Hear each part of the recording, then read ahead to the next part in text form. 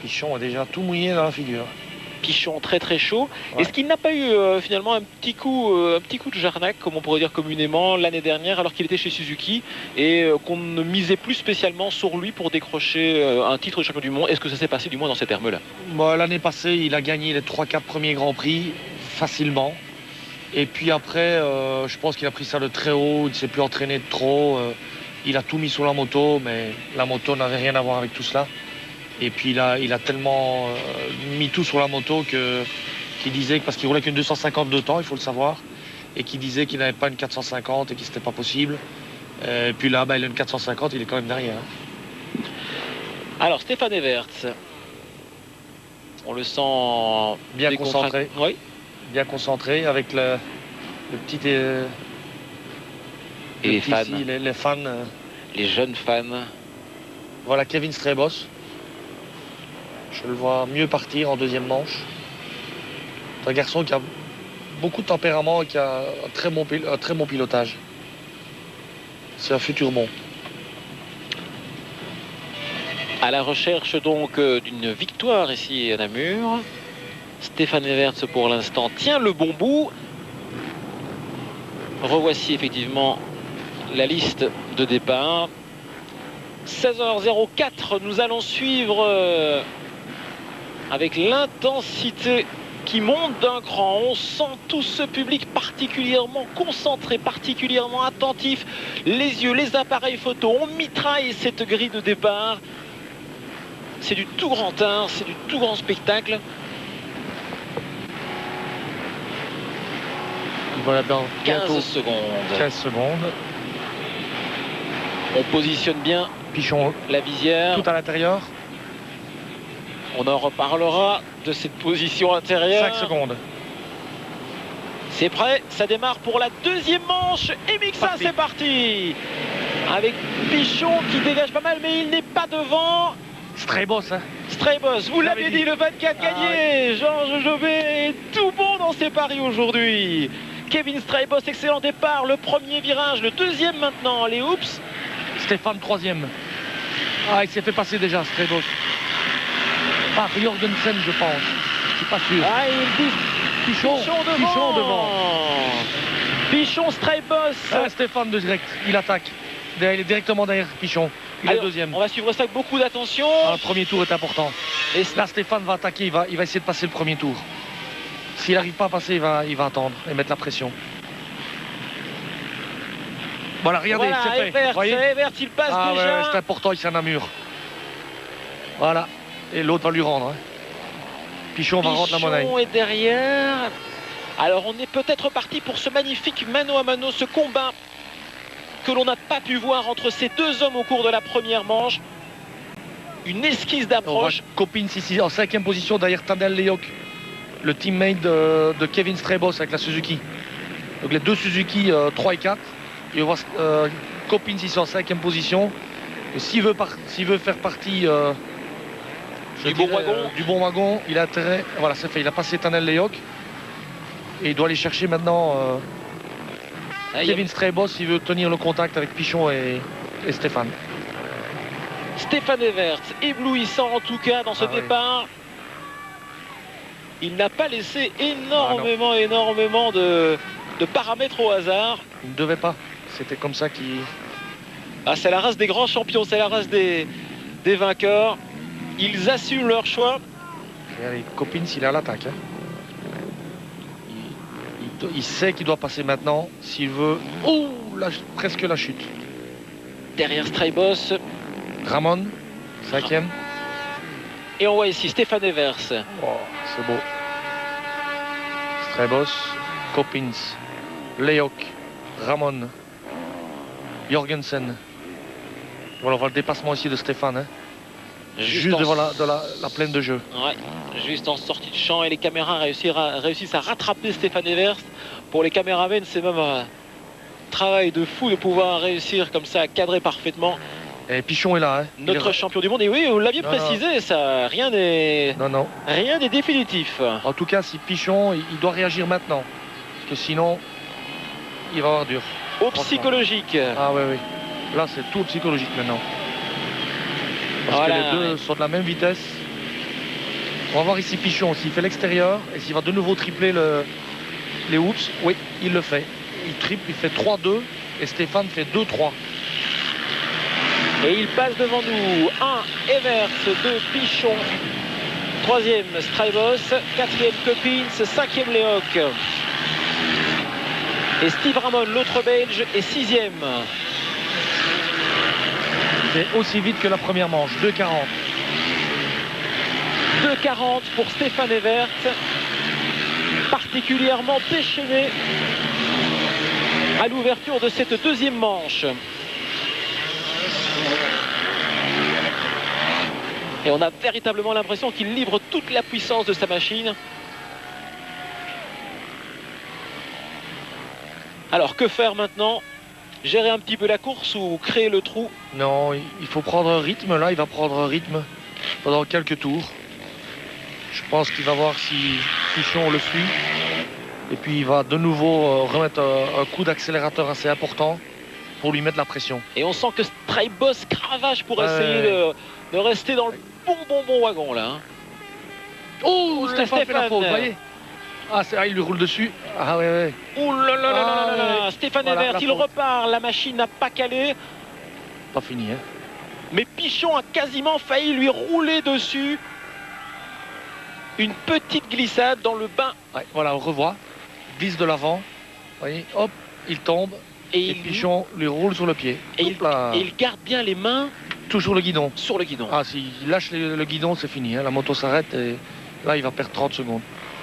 En tout cas, il a eu un très bon réflexe, en tout cas, Georges Jobet. Donc maintenant, évidemment, les positions. Il est au contact, hein, il est au contact. Voilà. Pichon, Strybos, Coppins et Stéphane est là. Juste derrière. Il va mettre un tour pour se remettre dans le rythme. Coppins est tombé tout juste là sur le saut. En espérant bien sûr que la machine n'ait pas été non. endommagée. Non. On était dans le mou, je vais dire, de cette ornière. Et alors maintenant, c'est à Pichon à mettre la pression. Si Pichon, il le sait. Parce que maintenant, Stéphane va pratiquement mettre un tour pour récupérer un peu, parce qu'on est vite essoufflé lorsqu'on tombe comme cela. Et Pichon, lui, doit vraiment mettre la pression, mettre le gros coup d'accélérateur pour essayer de mettre la distance. Il faut qu'on voit le faire. Hein. Exact. Strybos, on le voit. C'est la tactique, mais bon. Entre la théorie et la pratique, bien sûr, il y a toujours une marge. Et Strybos, c'est très bien. Il évite bien les trous. Bien positionné sur la moto. Pichon, numéro 2, il est devant, suivi par Kevin Strybos. Joël Smets doit certainement apprécier. Bien sûr. Vous voyez, Strybos vient de se retourner pour voir où était Stéphane. Hein. Et il y a un petit écart. Il y a un petit écart. Ouais. Coppins c'est 3 et Evert 4. Il y a 1 seconde et demie entre Coppins et Evers. Et si Strybos, lui, veut gagner une manche à Namur, c'est maintenant. Il ne doit pas attendre. Parce qu'il ne tiendra pas le rythme de Pichon.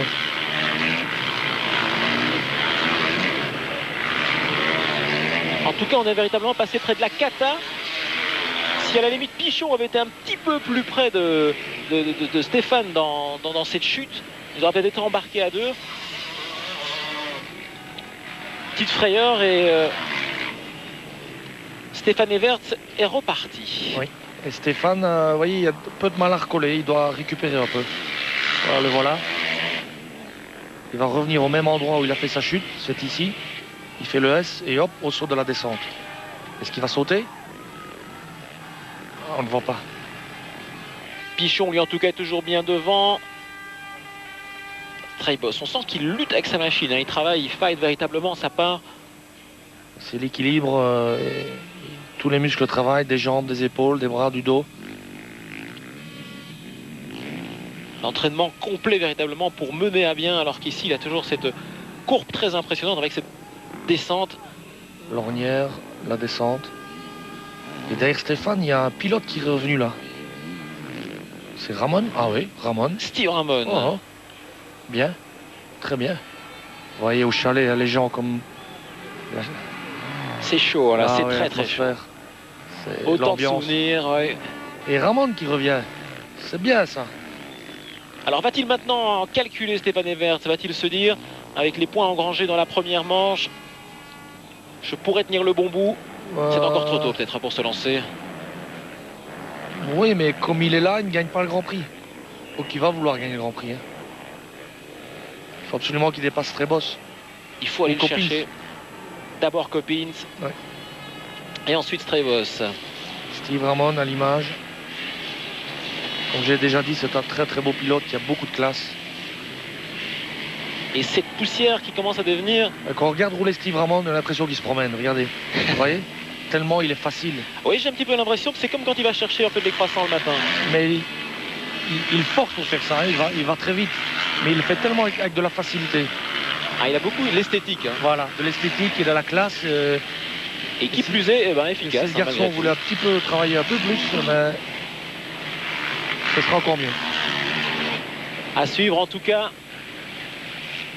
Le talent de Kevin Strebos. Toujours Pichon, le Français, qui est deuxième au classement général provisoire derrière Stéphane Everts. C'est lui qui mène la danse dans cette deuxième manche que nous vivons en direct ici à Namur, MX1.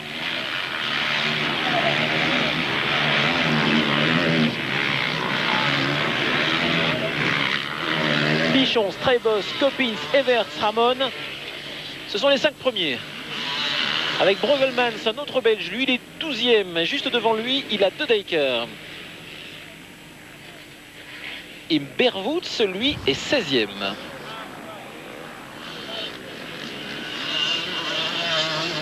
Et on mentionnera également Soronval, qui lui passe en 24e position. Ouais. Et Van der Heyden à la 25e position. Oui. Vous voyez, Pichon, 2,38. Hein. 2,38. 2 secondes plus vite. Et il décroche pour l'instant le meilleur tour dans cette deuxième manche. Pichon, il creuse l'écart. On ne voit plus Strebos dans la même image. La pleine attaque pour le Français. La revanche de la première. C'est clair. Et on suit attentivement, bien sûr, dans... C'est Madame Pichon qu'on a vu à l'image. Et Madame Pichon. Voilà, Strebos, Coppins juste derrière. Et Stéphane ne colle pas. Hein. Il a quand même un peu de mal à refaire le contact. On se rappellera évidemment que Michael Pichon hier a été le plus rapide sur cette piste. Ouais. Par contre, Coppins attaque Strebos là, juste devant Stéphane.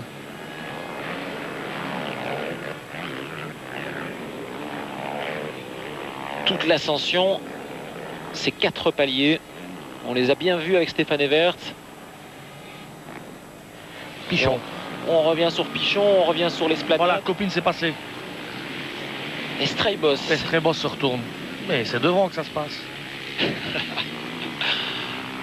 Ah, il commence à faiblir un petit peu dans son rythme. Ouais.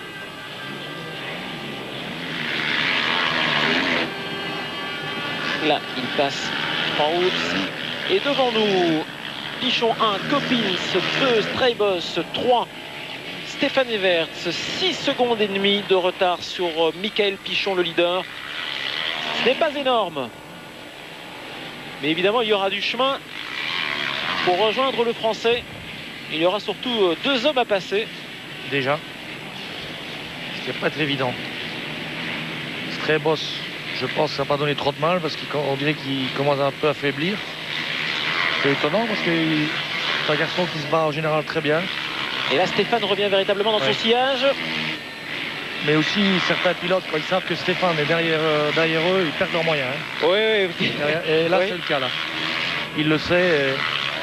Par contre, il est en train de faire un peu bouchon. Il y a du respect, peut-être. Ah, il le reprend. Il le repasse, c'est bien non. Et Ramon passe aussi. Et Ramon aussi, tous les deux. Et sur ce temps-là, eh bien, Strebos regarde encore un petit coup derrière, en se demandant si c'est bientôt fini. Non. Donc revoilà Stéphane Everts qui monte d'un cran. Il est suivi comme son ombre par Steve Ramon sur KTM. Et Ramon attaque, hein. Et il va nous faire la surprise, hein, Steve Ramon. Il est gourmand. C'est bien. C'est ce qu'il faut. C'est ce que je lui reproche. Il sent peut-être que c'est son jour ici. Il a aussi beaucoup de supporters en Belgique. Ramon juste derrière Stéphane Everts. Ils négocient bien ce virage, ils prennent l'ornière, ils accélèrent immédiatement. Et on sent que c'est un petit peu plus laborieux pour Kevin Strijbos, du moins à l'image. Oui. Ah ouais, c'est pas qu'à l'image. Hein. Il est distancé là, c'est fini. Pour lui, c'est fini. Et toujours Pichon, le Français, qui est devant. Le train est parti. Maintenant, il faut que Stéphane fasse la liaison avec Coppins. Ça va pas être facile. On verra dans quelques instants quelle est la différence. Parce que Coppins tourne en 2,39. Hein. Ouais. Donc il n'est pas... Et il revient même sur Pichon. Parce qu'ils sont ici maintenant sur l'esplanade. Et je les vois ici. Et Coppins est à 2 secondes. Hein. Maximum, 2-3 secondes. L'écart n'est pas grand, mais en tout cas, quel spectacle offert par ces pilotes sur l'esplanade. Pichon 1, 2, Coppins à 2 secondes et demie. Et puis voilà Stéphane Ebert qui passe aussi devant nous. Voilà, 3e. Il a 6 secondes, un petit peu moins de 6 secondes de retard sur Coppins. 8 sur Pichon. Ils ont un avantage évidemment, Georges, je sais que ils ont la vue dégagée, peuvent y aller. Oui.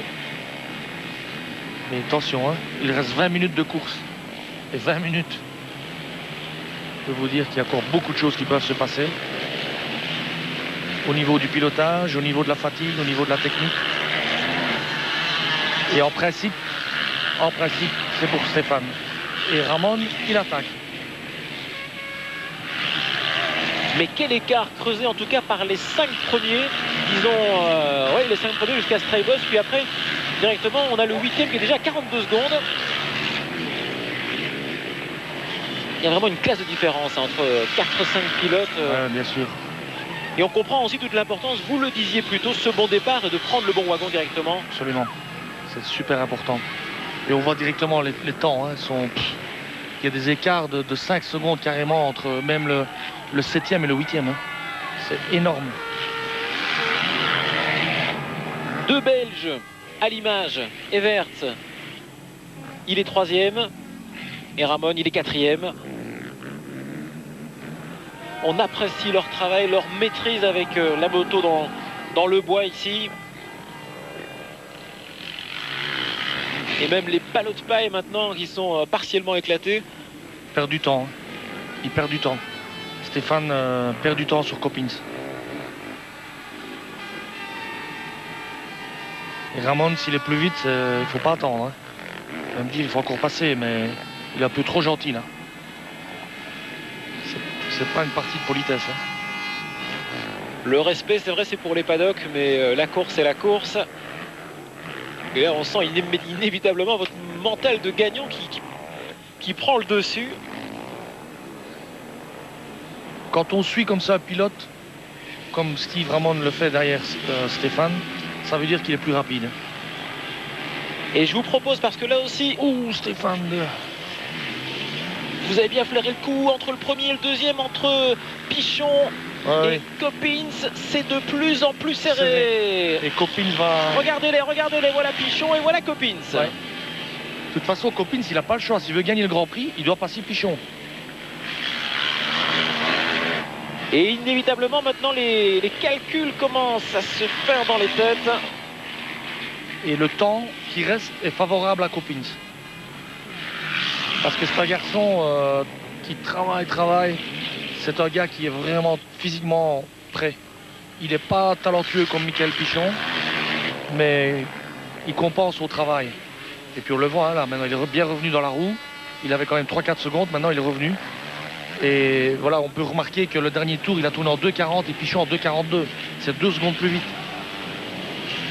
Donc, ce qui reste pour Coppins, c'est favorable pour lui.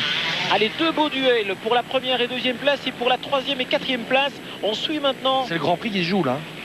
Le leadership. Ah oui. Qui va le décrocher? Le Français Michael Pichon. Il a gagné les 3 dernières manches en MX1. Hop, Ramon à terre. Voilà. Ah, et le pépin pour Steve Ramon, le gros pépin, l'énorme perte de temps. Et il frappe sur son guidon, il le repositionne peut-être. Ah, mais ça on le fait après en roulant. Hein. Faut démarrer là. On y va, coûte que coûte. On revient sur le duel entre ces deux hommes, Pichon et Coppins. Coppins, le néo-zélandais dans le sillage, il s'est bien rapproché maintenant de Pichon. Et Stéphane Evert est en 3e position, un petit peu plus esselé. Ah, voilà ce saut majestueux de Pichon avant d'attaquer. On ne voit plus Stéphane à l'image. Hein. On est très concentré. On se demande évidemment ce que l'on va pouvoir indiquer, alors que là, ça revient. Hein. Il y a sans doute il va attaquer. Hein. Je peux vous le dire qu'il ne va pas rester là. C'est beau en tout cas de voir sur ce parcours très technique hein, qui demande véritablement énormément de faculté de pilotage. C'est beau de voir ce duel pour cette première place dans cette manche. Et peut-être, qui sait, on peut commencer à voir plus loin pour Coppins. Le fight, l'encouragement énorme dans les stands. Et il repasse devant nous. Toujours le Français Pichon. Ramon, mais... On a un petit peu l'impression que ce n'est pas un frein qui est coincé, ou c'est un problème à la manette de gaz. Peut-être aussi un guidon tordu. Non, mais... Là, vous n'êtes pas du tout de l'avis de fonctionnement de Ramon sur ce coup-là, j'ai l'impression, Georges Jobé. On met la moto en marche, on démarre, et puis en roulant, on peut encore chipoter un peu sur la moto. Et on voit si c'est jouable. Et puis si vraiment c'est grave, on s'arrête près du mécano, qu'il reste quelque chose, mais c'est pas près des spectateurs que ça va s'arranger. Là, évidemment, c'est vrai qu'il vend des gaufres. Et donc, ah oui, c'est la désillusion totale, la désillusion. Voilà, Coppins qui passe. C'est complètement perdu, il est complètement empêtré en tout cas Steve Ramon. Et Coppins, debout sur sa machine. Il a reperdu un peu de terrain maintenant. Et toujours une moyenne très élevée, les deux derniers tours, c'est vrai, dans les 2,40, 2,38.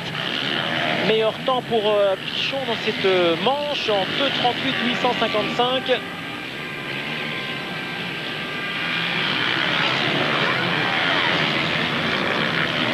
Ouais, Stéphane est à 12 secondes maintenant. Donc il a perdu 2 secondes sur le tour précédent et 4 sur les 2 derniers tours. Ouais, c'est beaucoup. Ouais, c'est beaucoup. Peut-être lui... Non, il va rester là, je crois. Va poursuivre sagement. Maintenant, on va voir... Les unités, évidemment, engrangées sont très importantes aussi. C'est un petit peu, finalement, un calcul comme l'a fait Ben Tonley en MX2. Hein. C'est le fait de pouvoir prendre des points, quoi qu'il arrive. Alors, toujours Coppins. Ouais, l'écart est un petit peu plus grand maintenant entre Pichon qui vient de passer devant vous. Le revoici. Là, de toute façon, Stéphane gagne le Grand Prix, hein, comme il est là. Là, Stéphane, il est bon. Tant que Coppins ne passe pas Pichon... Et c'est une loterie énorme. C'est une loterie. Donc il gagne le Grand Prix. Hein. Ça veut dire quoi? Quand il gagne le Grand Prix, c'est lui qui a marqué le plus de points. Donc il reprendra un point sur Coppins, mais qui n'est pas du tout inquiétant pour lui. Et puis Pichon, qui a marqué 18 points la première manche, va en marquer 25 la deuxième, ça fera 37. Donc voilà, il va lui reprendre encore 8 points. Ça veut dire que la semaine prochaine, à Galdor, c'est fini. On suit en tout cas Stéphane Evert, toujours sous les acclamations du public, de ses supporters venus nombreux. Un Stéphane qui est en 3e position, Pichon 1, Coppins 2. 3 secondes. Ouais. 3 secondes 6. Et Stéphane plus loin. 13 secondes. Il a encore perdu 1 seconde.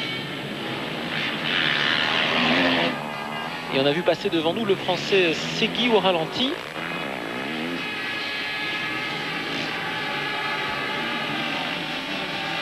Léoc, c'est donc le cousin de l'autre, voilà, dont on parlait tout à l'heure. Égard.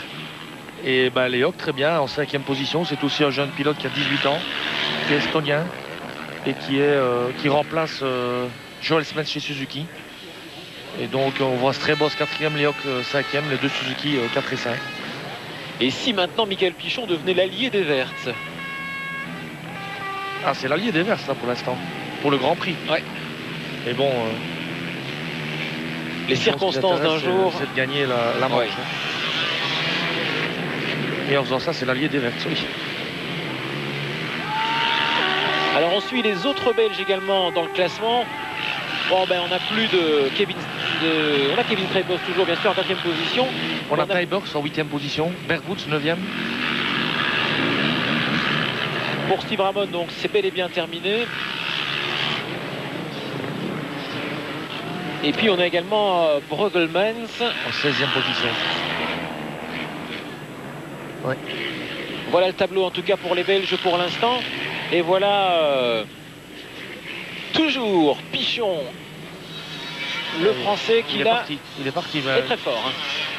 Je suis vraiment impressionné parce que je pensais que Coppins, en ayant rejoint Michael Pichon, je pensais vraiment qu'il allait porter une attaque. Eh bien, Michael a bien répondu et il a dit ok, ça va, maintenant je mets la vitesse supérieure et je vais essayer de gagner cette manche. Encore 11 minutes dans cette deuxième manche, MX1. Il est premier doublé. Coppins, toujours très bien sur sa machine. Très belle maîtrise. Et l'arrivée sur l'esplanade. Pichon est hors de vision là. Pour Coppins. Pichon qui s'est envolé véritablement. Ouais. Le fait qu'il ait réalisé de bons temps, de bons chronos.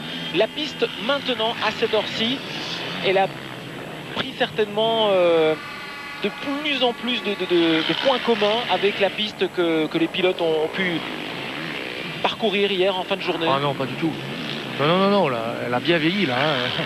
Elle a pris un coup de vieux comme on dit. Hein. Là, il y a des ornières se sont creusées, les trous se sont creusés.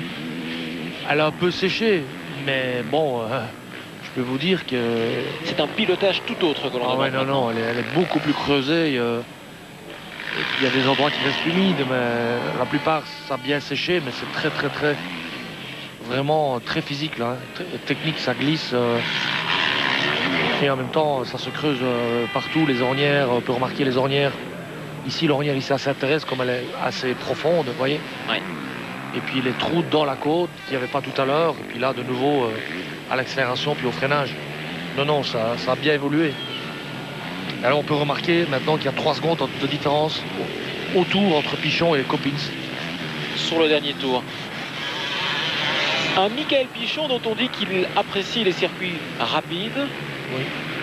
Ici, belle démonstration aussi malgré tout de son potentiel sur cette manche. C'est un pilote qui a énormément de talent et qui est très technique. Hein. C'est un garçon qui a roulé beaucoup aux États-Unis, qui a fait beaucoup de supercross. Donc il est très agile. Et c'est un attaquant, c'est un garçon qui a beaucoup de tempérament. On voit ici son épouse à l'image. C'est un garçon qui a beaucoup de tempérament et qui doit toujours attaquer, quoi. Il a besoin d'être devant et d'attaquer. Le voici à l'image. C'est pour ça qu'en première manche, il a commis une erreur en voulant attaquer Stéphane et il s'est retrouvé à terre. Bon, ben, c'est sa qualité, il faut lui laisser, quoi. Et la preuve, ça paye maintenant puisqu'il va gagner la deuxième manche. Apparemment. Quelle animation en tout cas, quel après-midi hein, ici avec ces courses qui nous ont véritablement offert des scénarios bien sûr tout à fait différents. Il y a eu des retournements de situation. Qui plus est, ouais, c'était vraiment complet. La pièce s'écrit de minute en minute. C'est le charme du Grand Prix de Wallonie.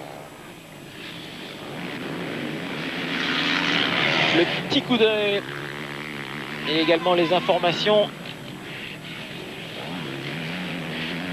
Au timing, là, il est vraiment bon. On va le savoir dans quelques instants. On va savoir à quelle vitesse il a avalé ce tour. Ouais, il a augmenté son avance encore. De 41 et Coppins c'est en 43 ou 44 là. Ce qui est tout à fait remarquable. Voilà, 43, 2 secondes. 2 secondes. Pichon, le Français, s'envole. Si vous prenez le reportage en cours, je vous reprécise que c'est Stéphane Everts qui avait gagné la première manche MX1. Stéphane Everts qui est en 3e position. Il vient de passer sur la ligne. Il est à 18 secondes. Et donc pour lui l'important c'est de consolider maintenant la victoire du Grand Prix. Et du championnat, par la même occasion. Parce qu'au championnat, ouais. Il va reprendre des points sur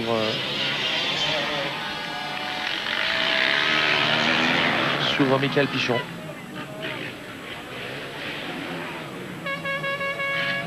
Stéphane va marquer 45 points, Coppins 44 et Pichon va en marquer 43. Donc il y a un point qui sépare, il va reprendre 2 points sur Michael Pichon. Oui, le pouce levé, en tout cas. Oh, c'est certainement une petite déception. On aurait voulu, évidemment, en tant que supporter belge, carrément décrocher la timbale, quoi. Avoir à la fois les deux manches et la victoire finale. Que voulez-vous, la gourmandise? Elle vient chemin faisant, mais là...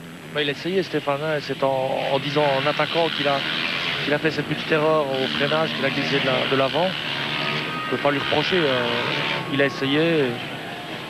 Et de toute façon, il est bien là, il est bien présent et il va remporter normalement ce Grand Prix. Mais on voit la piste est trouée partout.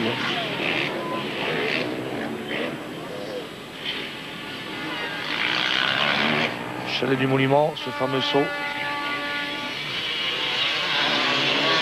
On va remonter maintenant vers l'esplanade. Et tous les tours, le public qui s'acharne et qui encourage. Quelle endurance, hein, quelle endurance de ces pilotes.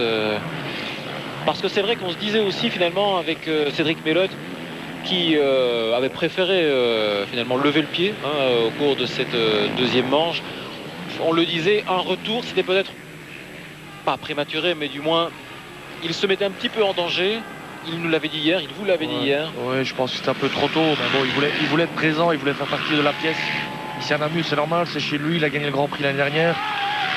Et Namur, pour lui, c'est toute une histoire. Donc, il ne faut pas vouloir rester à Cédric, pardon, de vouloir être là. Donc, mais bon, il a essayé et il a bien fait de ne pas insister et de ne pas se faire plus mal. C'est mieux comme ça, il faut penser à l'avenir. Et pour lui, l'avenir, c'est l'année prochaine, puisqu'il a re-signé maintenant avec Yamaha. Il sera toujours coéquipier en principe de Stéphane, sauf s'il redescend en MX2.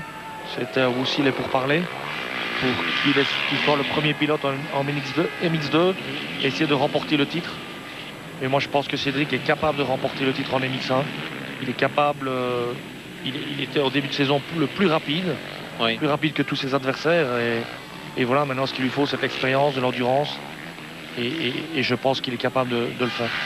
Mais en tout cas, on avait senti beaucoup de sagesse dans ses propos hier. Et il a démontré également sur le circuit, sur la piste aujourd'hui, en n'allant pas au-delà de ses limites lorsqu'il a senti une petite douleur, comme vous le disiez, après un saut. Autrement dit, on revient maintenant dans ce direct et dans cette course MX1 qui a été passionnante, où on voit maintenant un Michael Pichon qui s'est bien installé. Voilà. Il a pris sa vitesse de croisière maintenant, parce qu'il reste 4 tours à peu près. Et là, il tourne en 2,43 comme Stéphane. Les 3 premiers tournent dans les mêmes temps à peu près. Mais vous voyez, à 4 tours de la fin, c'est pas encore fini. Parce qu'il y a 8 secondes de différence. Si maintenant, Coppins veut se dire, tiens, je vais remettre un petit coup de panache, allez, retourner en 2,40. Voilà, Coppins, en 2 tours, il est dans les roues de Pichon. Coppins, c'est deuxième donc. C'est faisable. Et Pichon est premier. On lance le dernier pari fou de Georges Jobet cet après-midi. Non, celui-là, on n'a pas jusqu'au bout. Non. Celui-là, on n'a pas jusqu'au bout. Moi, je l'ai fait avec Eric de Bourse à Hoxton Park une année. J'étais à 8 secondes au dernier tour. Alors, quand on passe au dernier tour comme ça, qu'on sait l'écart, le premier, il se dit, bon, maintenant, je vais temporiser, je vais savourer ma victoire, je vais ralentir un peu. Mais ce qu'il n'avait pas prévu, c'est que moi, le deuxième, je me suis dit, comme il se dit ça, moi, je vais mettre la patate. Et je l'ai rattrapé. Excellent, excellent. Ben oui, mais ça fait partie de... Il faut essayer de penser ce que son adversaire pense. Hein. C'est un peu ça aussi la stratégie. Exact. Et là, Stéphane Evert, troisième dans cette course. Dommage, en tout cas, cette glissade de l'avant. Absolument. Ah, sur les pièges, évidemment. On ne le répétera jamais assez. Ouais, Copins, il regarde derrière. Alors 2,45. Ouais. 3 secondes plus doucement que Pichon. Hein. C'est l'inverse. Ouais, les Néo-Zélandais Copins. Ouais, Stéphane en 46. Bon, et bien pour l'instant, en tout cas, si on arrête tout là, allez, on arrête tout. On sort les calculettes. Stéphane 1, 2 Copins, 3 Pichon pour le Grand Prix. Pour le Grand Prix. Donc l'inverse de la manche. Bien vu. Et Strebos 4e à 36 secondes. Ça aurait été vraiment une bière ou presque. Et ça c'est la différence, vous voyez, entre les tops. On voit ici que Pichon tourne en 2,42. Bon, bonne condition physique puisqu'il maintient son rythme. Et que Strebos qui tourne en 2,40 en début de course tourne maintenant en 2,47. C'est 7 secondes au tour. C'est énorme. C'est énorme. L'intérêt de cette préparation. Ah oui. Des pilotes qui sont finalement très peu chez eux, j'ai l'impression, lorsque la saison a débuté. Il y a malgré tout quelques périodes dans le calendrier où il y a, j'ai envie de dire, un petit peu relâche, où il y a 2 semaines, 3 semaines entre... Oui, il y a 2-3 breaks comme ça pendant la saison. Et c'est justement le temps de se refaire une santé et de se refaire, voilà quoi, un petit... Pour ceux qui sont blessés, de se refaire. Et pour ceux qui sont en forme ou pas, ou moins en forme, de vouloir se repréparer et se refaire une petite condition physique en se réentraînant. Voilà, et on va accueillir dans un petit instant, parce que ça c'est le charme du direct. On accueille Cédric Melotte qui vient à nos côtés, qui d'ailleurs chausse un casque. Cédric, venez regarder la fin de la course avec nous. Installez-vous franchement. Bonjour. Bonjour. Eh bien, comment ça s'est passé la première manche, c'était assez bien parti, je vais dire. Oui, disons que j'avais évité tous les pièges du départ et tout ça, donc je suis arrivé à mi-course et... Non, pas à mi-course, après 5 tours de course, et j'ai eu une très forte douleur sur le dos, due à ma jambe bien sûr, mais disons que c'était un peu une surprise de voir cette douleur arriver à 5 tours de course, alors que je me sentais super bien physiquement, je roulais coulé. Donc malheureusement j'ai dû arrêter et renoncer quand même pour la deuxième manche, à mon plus grand regret bien sûr. Ouais, sagesse, énormément de sagesse, à la fois dans vos propos, on le disait hier, à la fois dans vos propos, mais bon, dans votre comportement. Alors maintenant, je vous propose de suivre les images du direct avec la 3e place de Stéphane. On a vu sa petite, c'est la petite faute, c'est le circuit, c'est le côté évidemment vicieux du bois, j'imagine. Oui. Donc à mon avis Stéphane a perdu son rythme quand il est tombé et je crois qu'il a dû pomper un peu dans ses ressources pour se relever et c'est ça. Après je pense qu'il a perdu son rythme et Pichon en a profité pour à ce moment là Pichon était un réel leader et il en a profité pour partir et faire un petit trou. Il a augmenté le rythme à ce moment-là pour justement faire la différence. Ah, exactement, c'est ce que Georges soulignait lors du direct. Et puis, bien aussi avoir cette deuxième manche. Bon, on se dit que finalement, c'est vrai que c'est une piste qui évolue. C'est très tonique, c'est très physique, c'est intense. On voit, et Georges le soulignait encore il y a un instant, les chronos qui évoluent où on peut perdre de 7 à 8 secondes entre le début d'une course et la fin d'une course sur un même tour, et donc sur une même manche, je veux dire. C'est un gros Grand Prix celui-ci. Oui, surtout Namur spécialement parce qu'on ne le voit pas à la TV, mais il y a plein de racines qui ressortent et de pierres. Et il faut être très vigilant parce qu'avec la lumière, les petits trous d'ombre, la lumière, on va vite à la faute. Notamment dans cette descente où Mickaël vient de descendre, c'est vraiment extrêmement dur pour bien la négocier. Et alors, Cédric Melotte, le fait de passer maintenant, notamment au chalet du Monument, devant une foule massée avec beaucoup de supporters namurois, j'imagine, il y a quand même eu... Il n'y a que du bonheur, bien sûr. Ouais. Quand on passe là, on est rechargé pour un tour jusqu'au prochain passage. Mais c'est vrai que partout sur le terrain, cette année, plus spécialement que les autres années, je trouve que les supporters ont été très nombreux aux à côté du terrain. Georges, plus de questions à Cédric, comme il est parmi nous? Je voulais demander à Cédric s'il compte rouler à Geldorf pour le prochain Grand Prix et faire les 2 derniers Grands Prix, ou s'il va encore un petit repos, ou qu'est-ce qu'il compte faire? Donc ici, je vais soigner la thérapie de mon dos. En fait, c'est normal après un déboîtement de hanche qui est une petite douleur sur le bas du dos. Donc je vais travailler ça comme il faut et c'est clair que mes ambitions seront d'autant plus grandes à Geldorf. Donc je ne viens plus dans un cas où peut-être pour faire plaisir. Non, je viens, c'est pour moi, pour ma manche et pour faire le meilleur résultat possible, bien sûr. Ah bon, on a véritablement été ravis. On va regarder. Il vous reste encore plus de 2 secondes. On va pas se priver, hein, Georges. Cédric, une question. On a dit aux téléspectateurs que tu avais signé avec Yamaha. Oui. Est-ce que déjà tu sais si tu vas rouler en MX1 ou en MX2? Donc la situation va se décanter dans cette semaine-ci. Donc mercredi, on doit avoir un briefing et à ce moment-là, on aura vraiment une décision définitive. Dans le cas où Michele arriverait à retrouver un deuxième pilote pour me remplacer aux côtés de Stéphane, je pense qu'ils vont faciliter la tâche MX2 bien sûr. Donc pour moi c'est un gros challenge. Plus qu'autre chose, mon rêve a toujours été d'être un jour champion du monde, donc c'est peut-être la bonne chance qui s'offre à moi. C'est clair que c'est pas un challenge facile et donc j'ai accepté, mais c'est dans un futur objectif de revenir en MX1 l'année d'après. Donc l'année suivante. Voilà. À suivre donc. Voilà. Ok, Cédric Melotte, vous restez avec nous. Georges Jobé aussi bien sûr parce qu'on vit le dernier tour dans cette deuxième manche MX1 et avec un Michael Pichon leader. Le voici à l'image qui a creusé l'écart avec le deuxième. On voit qu'il a tourné le dernier tour en 2,45 et Coppins en 2,50. 5 secondes, il a 16 secondes d'avance. Le dernier tour, il peut s'arrêter quelque part s'il veut. Juste pour la photo. Voilà. Bien sûr. Et Stéphane Everts, c'est important. Il gagne le Grand Prix. En 3e position et donc il gagne le Grand Prix. Je pense qu'il va dédicacer cette victoire pour son fils Liam qui est né vendredi. Donc il tenait très à cœur de gagner ce Grand Prix et voilà, c'est chose faite. Ah, c'est tout bon. Et nous, on se disait il y a un petit instant, la cerise sur le gâteau était de gagner les 2 manches et en même temps de gagner le Grand Prix. Mais enfin bon, côté belge. Je ne me rappelle pas non plus être trop gourmand tout de suite. Non, bien sûr. Mais vous savez ce que c'est, tant qu'on y était, nous. On s'amusait bien. Allez, quasiment la dernière remontée pour Michael Pichon.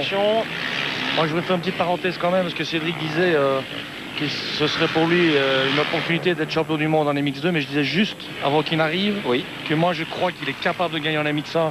Et qui n'a pas osé d'aller en MX2 tout ça. C'est vrai, Cédric, il l'a dit. Je suis le témoin. 2 minutes avant qu'il rentre. C'est sympa en tout cas. C'est clair que début de saison, c'était toujours plus rapide. C'était plus rapide. Tu étais plus rapide que lui qui va gagner la manche ici, que Stéphane. Et tu étais leader du championnat. Je croyais pas en mes chances, mais c'est vrai qu'au fur et à mesure de la saison, je voyais bien que je pouvais les inquiéter un peu. Et bon voilà. Mais l'année prochaine, beaucoup. Ce n'est que partie remise. Même plus que les inquiéter parce que c'était gagner la course. Voilà, victoire de Michael. Victoire de Michael Pichon. Pour cette deuxième manche MX1, nous allons attendre une petite dizaine de secondes maintenant avant de voir arriver le deuxième. Et puis le troisième, c'est lui. Stéphane, voilà. C'est donc le coéquipier de Cédric ici à nos côtés. Il passe devant le team. Voilà, le team a 78 victoires. 78 victoires, c'est indiqué.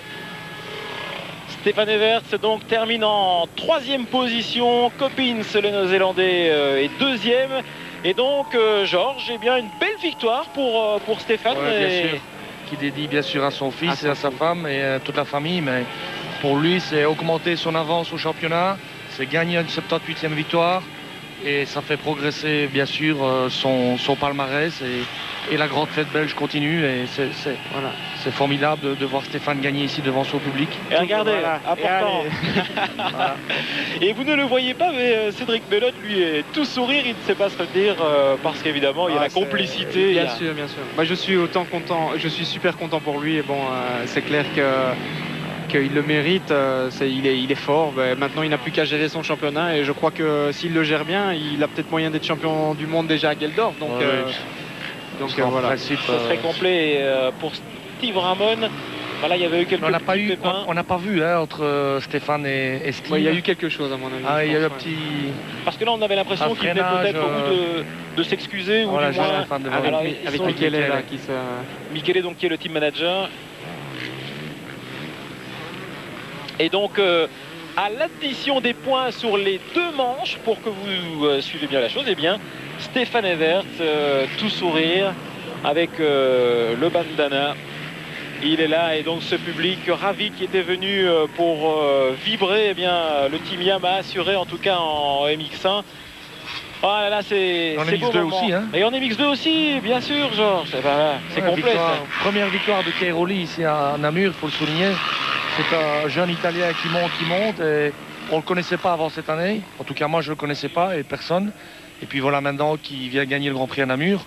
Ça, c'est très très bon pour le motocross, pour la promotion du motocross dans le monde entier, mais surtout en Italie, parce que les Italiens sont en fait de parcours comme Chiodi et Bartolini. Donc ça fait du bien d'avoir du nouveau sang italien dans le motocross. Ouais, véritablement un très très beau week-end ici, avec un petit bémol toutefois. Donc